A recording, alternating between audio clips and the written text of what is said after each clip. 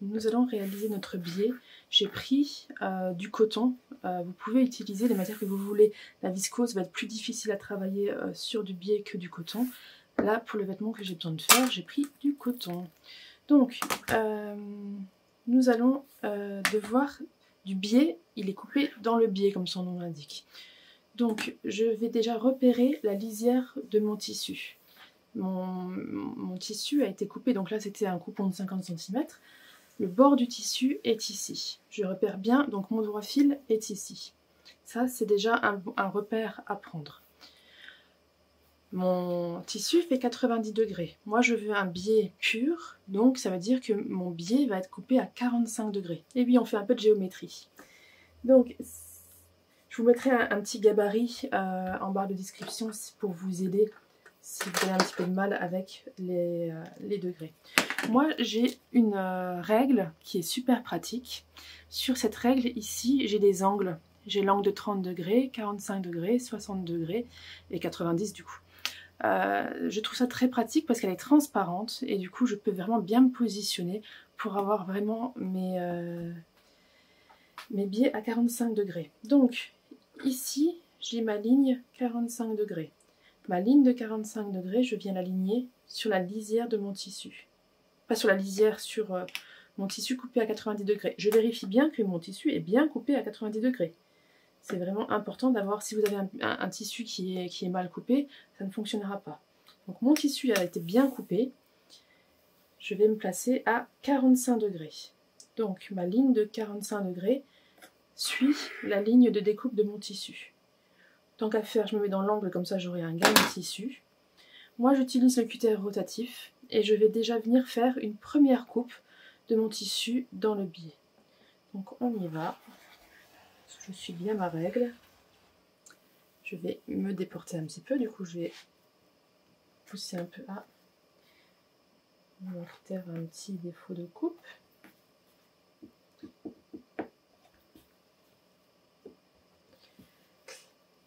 Je me fixe bien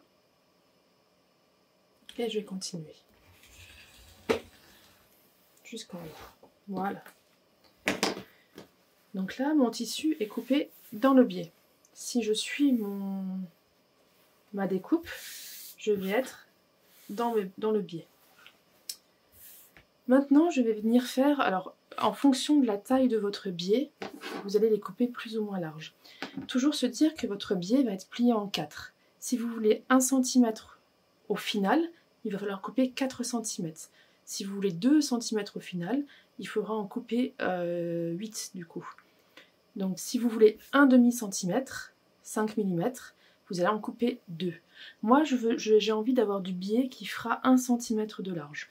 Du coup je vais couper mes bandes de 4 cm. Encore une fois là, cet outil-là il est vraiment pratique parce qu'il vous permet de voir à travers pour pouvoir couper.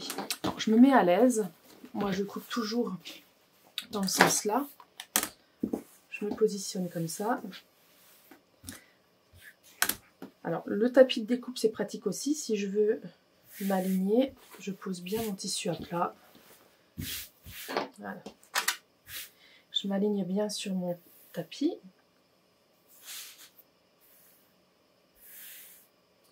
Et je vais venir couper des bandes de 4 cm.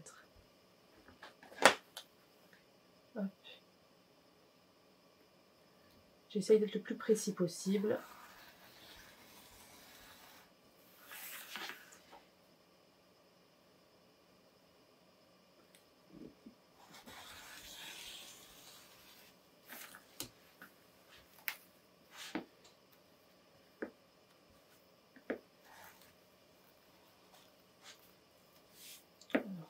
Hop. Et de une. Et je vais couper comme ça des bandes de 4 cm, autant qu'il m'en faut. Donc c'est du biais que je pourrais réutiliser, du coup je vais en couper pas mal.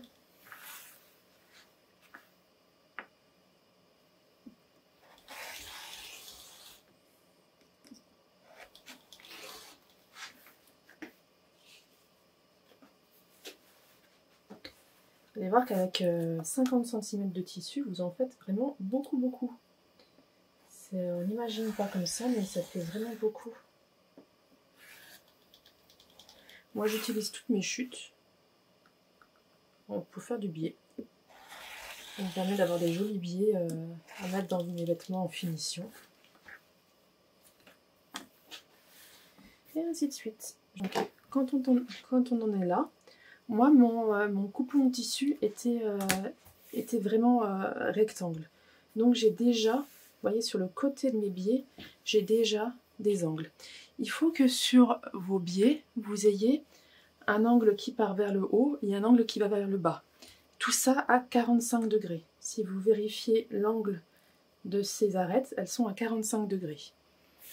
Donc ça, c'est important de le vérifier. À la limite, quand vous avez votre coupon, soit vous le coupez déjà bien avec des angles à 90 pour être sûr que vous aurez des jolis angles ici, soit ici, à ce stade-là, vous revenez avec votre règle, vous vous placez à 45 degrés, hop, et vous venez recouper vos bandes avec un angle à 45 degrés, ça va être plus facile pour la suite. Alors la suite, c'est qu'on va assembler. On a envie qu'elles soient liées ainsi. Donc pour les lier, il va falloir relever celui-là ici dessus et venir coudre ici. On aura une couture ici à 1 cm. Le défaut, c'est que si vous superposez vos bords francs ainsi, angle dans l'angle, et qu'on simule une couture à 1 cm ici. On va la simuler avec une aiguille.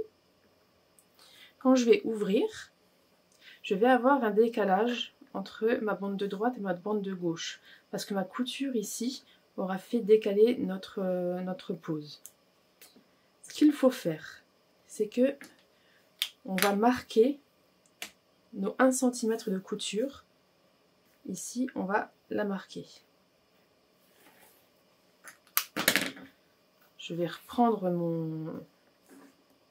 ma bande, je la repositionne vers le haut comme ça, et je vais venir la descendre jusqu'à la marque. Il faut que mon bord franc ici, qui est vertical, arrive pile sur la marque à 1 cm. Ainsi, j'ai un petit triangle ici qui déborde, et ici, j'ai un petit triangle ici qui déborde aussi. On va simuler la couture pour voir si on est bon à 1 cm. Hop. Je l'ai mal plié. Je repositionne. J'épingle mes 2 épaisseurs. Voilà, j'ai simulé ma couture. Quand je vais ouvrir, je vais être pile dans la continuité. J'aurai juste à venir recouper ici mon petit triangle qui dépasse. Et je vais faire comme ça tout du long. Ici, je vais reprendre une bande. Je vais me remettre mon petit repère à 1 cm ici. Je reprends ma bande. Je veux qu'il soit comme ça. Je le retourne vers le haut.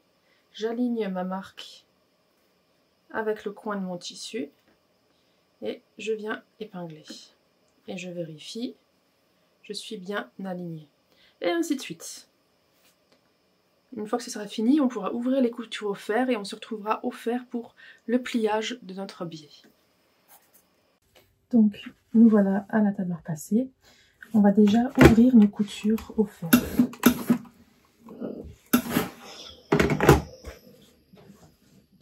Je vérifie bien que mes coutures ont bien été faites toutes de mon côté.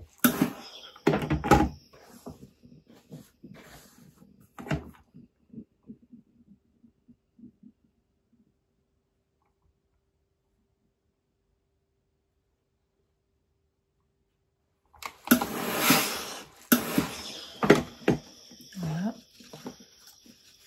Ensuite, je peux venir recouper proprement les petits angles qui dépassent. Hop, je le coupe proprement.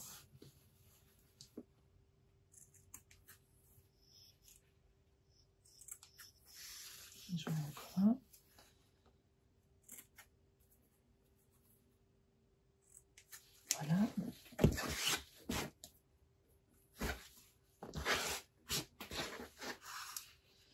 Je viens ensuite, alors là je vais utiliser un appareil à biais, donc c'est super pratique.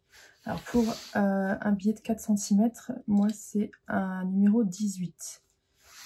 Donc ça va me faire un biais final d'1,8 mm, 1,8 cm, c'est ce qui correspond. Donc cet appareil à biais, vous les trouvez partout, hein, pour pas cher du tout, je les trouve super pratiques. Il faut juste savoir comment les utiliser. Donc ce que je vais faire, je vais passer mon bord de mon biais du côté large. Vous voyez, vous avez un côté large ici et un côté fin ici. Côté large, on va venir l'insérer dedans. Je le glisse délicatement. Alors, il existe différents modèles d'appareils à biais. Si jamais vous avez du mal à tirer votre tissu, vous pouvez ici, avec une aiguille, le faire passer. Je le sors assez.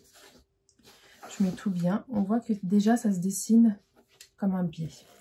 L'appareil va venir plier en fait mon tissu sur lui-même. Donc là, je peux marquer un petit coup de fer. Et ce que je vais faire, c'est que je vais y aller tranquillement. Je vais déplacer mon biais. Je vérifie que tout est bien. Et je passe un petit coup de fer.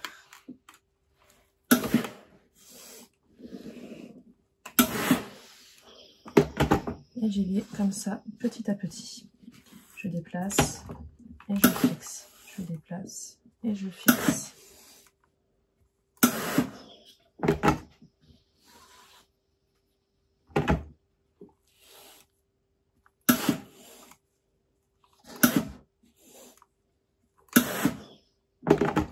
Et mon biais se dessine. Là, j'arrive sur ma jointure. En fait, je ne vais rien changer. Je vais continuer.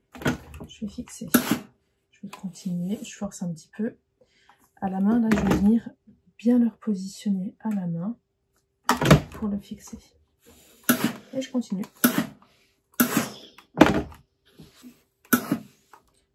On va pouvoir venir le fixer sur notre vêtement.